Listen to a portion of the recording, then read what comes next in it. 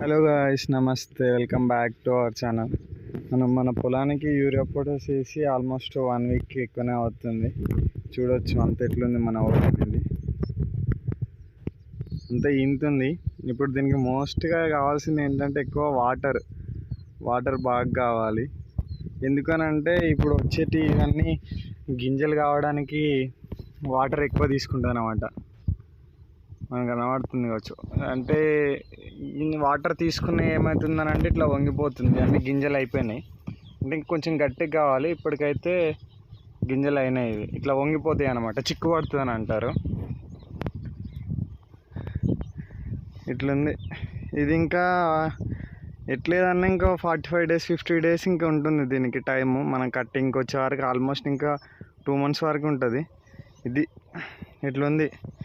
మనం urea potash వేసిన తర్వాత, యూరియా పొటాష్ మెయిన్గా ఏంటంటే ఇవి వచ్చే గింజలు గట్టిగా కావడానికి, కొంచెం బలంగా రావడానికి, అంతే, హెల్తీగా ఉండడం కోసం. మన ఛానల్ని అయితే ఫాలో అవ్వండి, మోర్ ఇలాంటి వీడియోస్ వస్తూనే ఉంటాయి. Thank you.